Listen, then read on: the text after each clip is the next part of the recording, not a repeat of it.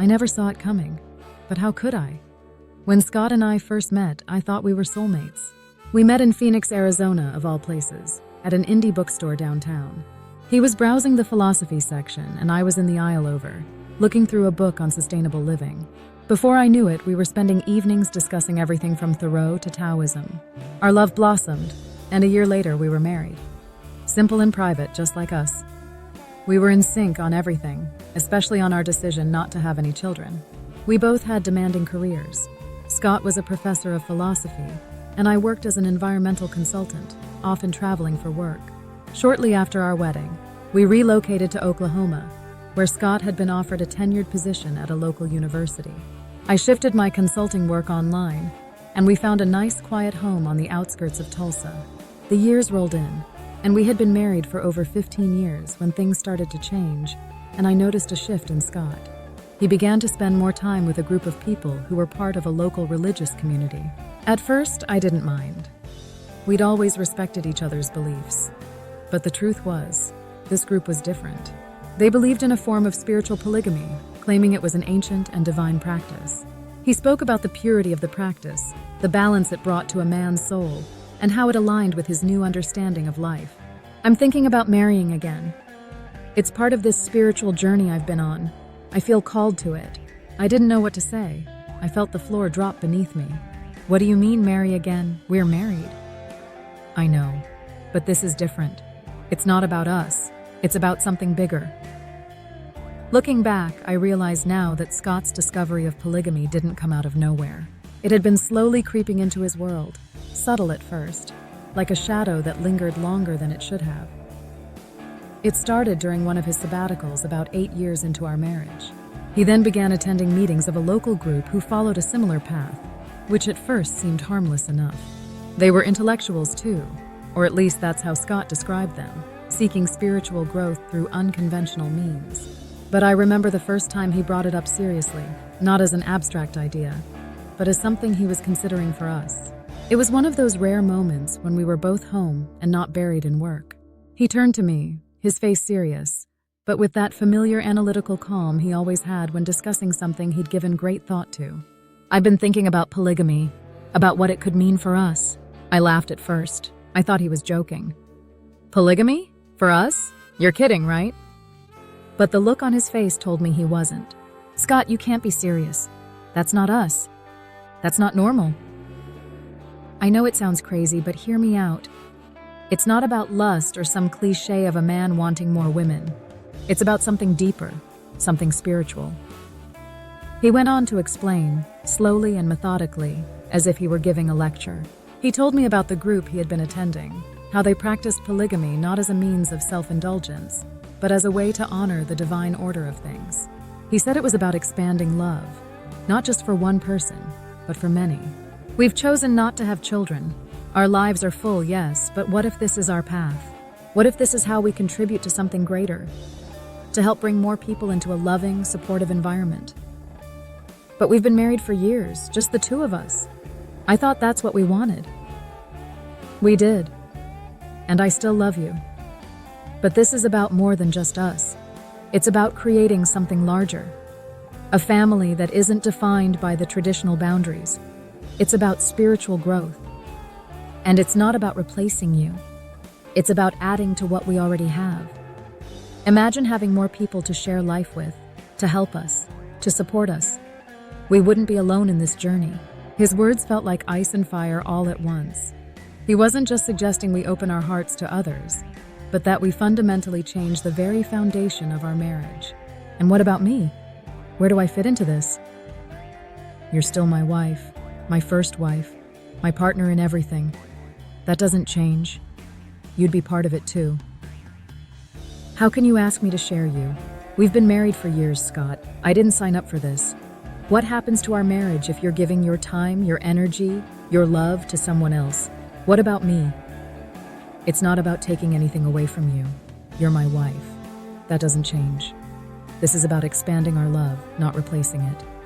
You're the most important person in my life. I laughed bitterly, shaking my head. You're talking about bringing another woman into our home, into our marriage, and you think that won't change anything between us? How naive are you? Jealousy will happen. It's human nature, Scott.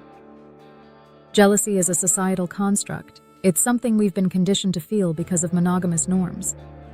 But in other cultures, where polygamy is practiced, jealousy is not the same. They've learned to see love as abundant, not limited. Don't give me that philosophical bullshit. I'm not some case study for your theories. I'm your wife. I'm telling you that this will hurt me. I don't want to hurt you, but I think this could be an opportunity for both of us to grow. I believe we can overcome jealousy if we see this for what it is. A chance to share love and support with others. My head was spinning. I couldn't believe what I was hearing. And what about trust? How am I supposed to trust you when you're spending your time with another woman? When you're sharing the most intimate parts of yourself with her? I stared at him, unable to believe his reasoning. So what? You expect me to just sit back and watch while you start a relationship with another woman? To smile and be supportive while you build this spiritual family with her? I'm not asking you to pretend it won't be hard. I know it will be. But I also believe that once we embrace it, once we see the beauty in it, we'll understand it's not about competition. It's about expanding what we already have. I shook my head, feeling the sting of tears welling up. You keep saying we, but I don't want this. This isn't our choice. It's yours. I'm only bringing this up because I think it could be something we can do together. I wouldn't have brought it to you if I didn't believe in it. And you're so sure this is the right thing for us? For you? Scott nodded slowly. Yes, I've thought about this for a long time. It's a spiritual calling for me, and I want you to be a part of it. A spiritual calling. That's what he kept coming back to. I wanted to say no. I wanted to tell him to choose either me or this absurd notion of polygamy. But I didn't. Because deep down, I knew he wouldn't give it up. I knew that this had become part of who he was now, and if I forced him to choose, I'd lose him anyway. He made it seem so reasonable, so rational, and part of me, tired, broken, and afraid, started to wonder if maybe I was being too rigid. Eventually, the weight of it all, his persistence, my own exhaustion, wore me down. After I agreed to Scott's polyamorous proposal, we fell back into our routine for a while, the tension from our long arguments lingering but not exploding into anything new. I almost convinced myself that maybe the storm had passed, and this was all just another one of Scott's intellectual obsessions that would fade in time. But then came Kansas. Scott had been invited to give a series of lectures at a university in Wichita, a prestigious offer that seemed like just another career opportunity. The first trip was supposed to last only a few days, and it felt like old times, when we'd both take work trips and miss each other, texting and calling during our breaks. But after that first trip, Kansas became more than just a work destination. I let it go for a while, telling myself that it was all just professional. But as the months went on, the trips became more frequent. He'd come home for a few days, only to turn around and head back to Kansas for another week, sometimes two. He would make promises about coming back sooner, but then something would always come up. One night, after he left for yet another extended trip, I decided to do something I had never done in all our years together. I went through his things. His office, where he kept his papers, travel itineraries, notes, things he usually left scattered around. Among his papers, there was a small receipt from a diner in Wichita. It wasn't the receipt itself that bothered me. It was a hand-scrawled note on the back of it. "Thanks for everything, Scott, lovely." I stared at the name, my heart sinking. I didn't recognize it. Lee? Who the hell was Lee? I immediately confronted him when he came back from one of his trips. "What is this, Scott? Who is Lee?" "She's someone I've been seeing. I met her a while back at this diner I go to when I'm in Wichita. We started talking and it just evolved." Evolved into what, exactly? Into something more. We've spent time together. She's younger, but she's mature. She understands me in ways that are different from what we have. "And you didn't think to tell me about her?" I asked, my voice rising. "After everything we talked about, all the arguments we had, you decided to keep her a secret?" "I didn't know how to tell you. I didn't want to hurt you. I wasn't sure if this would be something long-term or just temporary. I was trying to figure it out." "So you thought sneaking around behind my back was better than being honest with me?" He shook his head. "It wasn't like that. I wasn't sneaking around. I was just trying to understand what this was. And I didn't want to burden you with it until I knew for sure." "Until you knew for sure," I repeated bitterly. Well, now you know, and now I know. There was a long silence between us. I didn't scream. I didn't cry. I didn't pack my bags and leave, even though part of me wanted to. Instead, I stayed. And I buried the hurt deep down, convincing myself that this was the life I had chosen. I'll never forget the day I came home and saw a for sale sign staked in our front yard. My heart started racing as I rushed inside, calling out for Scott. I found him in the kitchen, casually chatting with a woman I didn't recognize, her clipboard in hand. "Hey, you're home," Scott said, his voice annoyingly calm. "What's going on?" I asked, my voice low and sharp. "Oh, this is Rebecca," he said, gesturing to the woman. "She's a realtor. We've been discussing some options." "Options for what?" I asked, though I kind of already knew. "For selling the house. I've been thinking a lot about it, and it makes sense to move. Houses are way cheaper in Kansas. We'd have more space, and it would give us the funds to relocate more easily." "So you're just deciding this on your own without talking to me first?" "I was going to talk to you," he said, glancing at Rebecca like he wished she weren't there. "I just needed to get some information first, to see if it was even feasible." I could feel my pulse in my ears, the rising tide of betrayal flooding through me. "Feasible? So you're already planning to uproot our lives without even asking me how I feel about it?" "Listen, I didn't want to spring this on you, but we've been talking about moving. With all the time I'm spending in Kansas, it just makes sense. This house, it's too expensive, and you know the market is better there. We could sell this place, buy a bigger home in Kansas, and still have money left over. It's practical. This isn't about playing house. This is about our future. We can't keep living in two places. It's draining our finances, and it's not sustainable. We need to make a change. And Kansas is where my work is, where Lee is, where I'm needed." I flinched at the mention of Lee, that girl who had already started to wedge herself between us. She was becoming more than just a passing affair now. She was part of his future, and apparently part of mine too.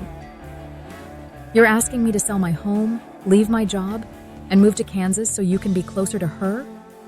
I screamed, my voice thick with bitterness. "We've been through so much together, and I don't want this to drive us apart. This is just the next step. We'll gain so much by moving. A new house, new opportunities. And I'll be able to be more present for both of you." "I don't want this. I don't want to be part of some blended polygamous family in Kansas. This was supposed to be about expanding our love, not uprooting my life." "It's not about uprooting anything. It's about adapting. You know as well as I do that staying here doesn't make sense anymore. It's too expensive. This move will bring us closer. I'll be home more. You'll have more stability, and we'll be together. What happens if I say no? I don't want to do this without you. But if you say no, I don't know that we can move forward. We can't keep living this way. This is our chance to start fresh." I wanted to scream at him. I didn't want to sell the house. I didn't want to move to Kansas. But I also didn't want to be left behind. "Fine. Sell the house. Clearly you've decided that this is what's best for us." Scott nodded. "Of course. We'll take it slow and make sure everything's in place. I just want us to be happy together." Together. The word felt so thin, so fragile. But I said nothing more. My life, once so solid, now felt like it was slipping through my fingers. And yet, I stayed because I didn't know how to do anything else. The move to Kansas happened faster than I expected. Once we listed the house, it sold in a matter of weeks. Scott found a house in Kansas almost immediately. A modest, 2-story on the outskirts of Wichita, with more space than we needed, but cheaper than I could have believed. After selling our house, we had around $270,000 sitting in the bank, and even though it felt emotionally like a disaster, it was practical, just like Scott had said. Things grew more tense between Scott and me after our move. He would leave the house around 7 or 8 in the evening and not return until the early hours of the morning. Every time I heard the front door creak open at 2 a.m., it felt like another wound, another reminder that our marriage was no longer what it used to be. One night, I'd had enough.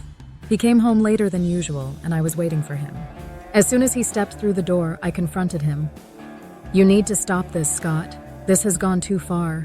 He looked at me, surprised to see me awake. "What do you mean?" he asked, setting his bag down by the door. You know exactly what I mean. You're out all hours of the night with her, and I haven't even met her. We moved here for you, for this life you wanted. But this isn't what we agreed on. No, you haven't. You've told me vague stories, but I haven't met her. I don't know what's going on. You're living two lives, and I'm stuck here, waiting for you to come home like it's normal. But it's not normal, Scott. It's not fair. He looked away, his jaw tight.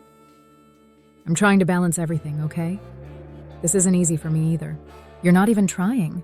You're not balancing anything. You're just doing whatever you want. You didn't ask me about selling the house, and now you're treating this whole thing like it's already decided. Well, I'm not okay with being pushed aside. Scott stepped toward me. You'll meet her. I've already planned it. I'm going to set something up so the two of you can sit down and talk. She's moving in with us in 2 weeks. What did you just say? She's moving in with us. I can't keep living separately, driving back and forth between two houses. It's not sustainable. I could hardly breathe. Now she's moving in? You're just deciding that? I'm not deciding it alone. We've discussed this. You knew this was where things were headed. We didn't agree to anything. You agreed. You made all these decisions, and now you're dragging me along, expecting me to just fall in line. I've bent over backward for you. I moved here for you. I've watched you spend more time with her, and I've said nothing. But this is too much. You can't just force this on me. I'm not forcing anything on you, but this is the life I want. I need you to be on board with this, or it's not going to work. So what if I say no, then what? You'll leave me for her? He shook his head. I'm not leaving you, and you're not going anywhere. I don't want that. But I can't keep pretending that things are fine the way they are. This is what I want, and I need you to be okay with it. I felt like I was suffocating. The man I had built a life with was telling me to accept something I couldn't. And the worst part was, I knew I was going to give in again, just like I had when we sold the house. I didn't know how to walk away from him. Even after all of this, I still loved him. I still clung to the hope that maybe things could go back to the way they were, that maybe if I just accepted this, it would stop hurting so much. But the truth was, I didn't recognize the person standing in front of me anymore. Fine, set up the meeting, but don't expect me to be okay with this. Scott nodded, relief washing over his face, like he had won some kind of victory. Thank you, he said quietly. I promise, once you meet her, it'll make more sense. The day I met Lee, I braced myself for the worst, but nothing could have fully prepared me for the moment she walked through the door. Scott had arranged for us to meet at a small cafe in town. I arrived early, sitting by the window, my fingers nervously tapping the edge of my coffee cup. I kept picturing her in my head, trying to imagine what she looked like. But when she finally walked in, I felt my stomach drop. She looked young, impossibly young, younger than anyone Scott should have been involved with. She couldn't have been more than 18. She wore a loose shirt and jeans that looked like something a high schooler would wear. She looked like a child. Hi, it's nice to meet you, she said softly, sitting down across from me. I forced a smile, feeling the heat of confusion and anger rising in my chest. Nice to meet you too, I managed, though the words felt like acid on my tongue. I glanced at Scott, searching his face for any sign that he knew how absurd this was, but he looked perfectly content. We exchanged small talk for a while, though I barely heard a word she said. My mind was racing. How could Scott possibly think this was okay? Eventually, I couldn't take it anymore. I looked straight at her and then at Scott. How old are you, Lee? I asked, my voice sharper than I intended. Lee glanced at Scott, then back at me. I'm 19, she said, her voice steady, but I didn't miss the flicker of hesitation in her eyes. 19? There was no way. I knew in my gut that she wasn't telling the truth, and the way Scott quickly nodded, as if to back her up, only made me more suspicious. I looked at him, my eyes narrowing. She doesn't look 19, Scott. Scott shifted in his seat, his expression hardening just slightly. She is, he said firmly, locking eyes with me. She just has a young face. Don't read too much into it. Right, I said slowly, though my eyes never left his. 19. I stared at him, feeling the lies settle between us. He was lying. I knew it, and I think he knew I knew. I wanted to press the issue, to call him out right there in front of her. but he wasn't going to budge. By the time we left the cafe, I felt more unsettled than ever. Scott walked us both out, holding Lee's hand like they were a couple, and I followed behind, feeling like an outsider in my own marriage. When we reached the parking lot, Scott kissed her on the cheek and promised he'd see her later. As we got into the car, I couldn't hold it in any longer. "She's not 19, Scott," I said, my voice low but tense. Scott sighed, starting the car. "I told you she is. I know it's hard to believe, but some people just look younger." "Don't lie to me. You know she's younger than that. How old is she, really?" He clenched his jaw, staring straight ahead as he pulled out of the parking lot. "She's 19. That's all you need to know." Whether she was 19 or 18 or somewhere in between, it didn't matter anymore. This was happening, and there was nothing I could do to stop it. One afternoon, I was cleaning up the house, trying to find something to keep myself busy. Lee had been living with us for about a month, and I did my best to avoid her. As I was organizing her room, I stumbled upon a stack of documents. Amid the receipts and miscellaneous files was Lee's driver's license. As I glanced at it, the date of birth caught my eye. She was in fact 15, not the 19 she and Scott had claimed. My heart raced as I absorbed the realization. I felt a surge of anger and betrayal. I clenched the license tightly and stormed downstairs to confront him. Scott was in the kitchen preparing a snack when I thrust the license onto the table. "What's this?" he asked, his voice casual. "Lee's learner's permit. It says she's 15 years old, not 19. Why did you lie to me about her age?" Scott's expression shifted from surprise to calm resignation. "I didn't lie," he said smoothly. "I just didn't provide all the details." I felt my blood boil. "What do you mean you didn't provide all the details? You misled me about something fundamental. How can I trust anything you've told me?" He sighed, leaning back in his chair.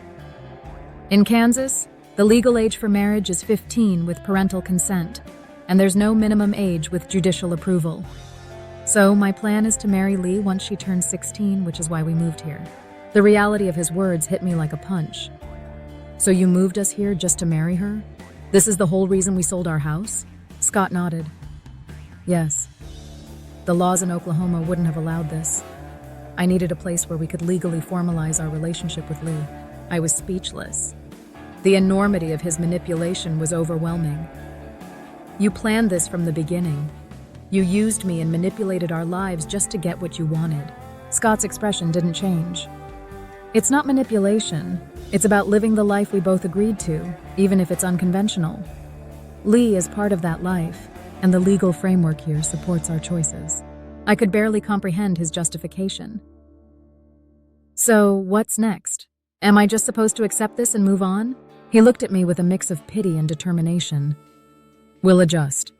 Lee is important to me, and this is how we can build the life we envisioned. I need you to accept this for it to work." Standing there, the weight of his plans settled heavily on me. Despite everything, I still loved him, but I couldn't reconcile his actions with my sense of morality and fairness. This was just flat out wrong. After confronting Scott, I was left feeling like I had to do something, anything, to understand the full picture. So I decided to find Lee's parents. I started by looking up any information I could find about them. Through a bit of research and local inquiries, I managed to track down their address. I drove to their house one afternoon, my heart pounding with a mixture of dread and determination. When I arrived, I saw a modest, aging home with peeling paint and an overgrown yard. It was a small, rundown house on the outskirts of town, nestled among other dilapidated homes in a neighborhood that spoke of generations of neglect and poverty. I took a deep breath and knocked on the door. A middle-aged woman answered, her face lined with worry and exhaustion. She looked at me with a mixture of curiosity and suspicion. "Can I help you?" she asked, her voice tentative. "I'm sorry to intrude," I began, "but I'm here about your daughter, Lee. I've been trying to understand why she's living with us and why her marriage is being arranged with my husband." Her expression changed to one of guarded acceptance. "I'm Lee's mother. Come in." I followed her inside, where the conditions were just as I had expected, cramped and in disrepair. Lee's father soon joined us. He was a gaunt man with tired eyes. They both looked at me with a mix of resignation and expectation. I tried to explain my concerns and how I had discovered Lee's true age. hoping they would see the situation from my perspective. Lee's mother listened quietly, nodding occasionally. I understand your concerns, but there's more to this situation than you might know. Her father spoke up, his voice rough but resolute. We have 11 children, and things have been tough for us. Lee's opportunity to marry into a stable home with someone who can provide for her, someone like your husband, gives her a chance at a better life. I was stunned. So you're saying you're encouraging this marriage because you think it's an escape from poverty? Yes, Lee is one of the older children. She's been helping to support the family for years. This marriage might be her only chance for a better future. We've spoken with Scott about this, and he's assured us that he will take very good care of her. Her father added, "We don't have many options, and this is not just about Lee's future. It's about the entire family's well-being." I struggled to process their words. I mean, Scott and I weren't exactly rich. What on earth had he told these people to justify his ridiculous plan? But even worse, her parents weren't just accepting the marriage. They were actively encouraging it as a means of survival. Their circumstances were so dire that they saw this marriage as a lifeline, a way to alleviate some of their suffering. Have you considered how this affects Lee? She's so young. Doesn't she deserve to make her own choices about her future? Lee's mother looked at me with a sad, resigned smile. She does. But in our world, sometimes choices are limited by necessity. Lee agreed to this arrangement willingly. She sees it as a chance to escape our hardships, even if it means leaving her childhood behind. The conversation left me with a heavy heart. Lee's family was not just consenting to the marriage. They were endorsing it as a practical solution to their dire situation. I left their home feeling a deep sense of empathy for them, but also an overwhelming sense of injustice. And I wondered just how far Scott had manipulated the situation to justify his actions. Returning home, I felt more conflicted than ever. Although I had learned about the struggle Lee's family faced, I also felt trapped and helpless, with a growing realization of the complexities and moral ambiguities at play. After my visit to Lee's family, I felt a mixture of anger, sadness, and helplessness. I realized that Scott's manipulative schemes and the dire situation of Lee's family had created a situation where I no longer felt I could be a part of their lives. I was devastated, but I knew I had to make a decision for my own well-being. I filed for divorce shortly after. I was determined to extricate myself from a situation that had become untenable. The finality of the divorce was both a relief and a profound loss. I had invested so much in my life with Scott, and walking away felt like I was losing a part of my identity. Scott and Lee were soon married, as planned. Their marriage was legal and formalized in Kansas, and they quickly began building their life together. Lee became pregnant with their first child almost immediately, and less than 2 months after giving birth, she was expecting their second. The news was a bitter pill to swallow, knowing that my former husband, the man who had convinced me to forego motherhood for the sake of our marriage, was now part of this young woman's life. In the aftermath of the divorce, I had to find a way to support myself alone. I decided to turn to freelance writing and consulting, leveraging my skills and experiences to earn a living. It wasn't easy at first, but I managed to build a steady client base. Looking ahead, I hope to continue growing my career and find a new sense of purpose and fulfillment. My goal is to build a future where I am free from the constraints and manipulations that marked my past. The road has been challenging, but I am determined to create a future that is truly my own, one where I can find happiness and peace after everything I've been through. And as for Lee, I will keep her in my prayers, because Lord knows she is going to need them.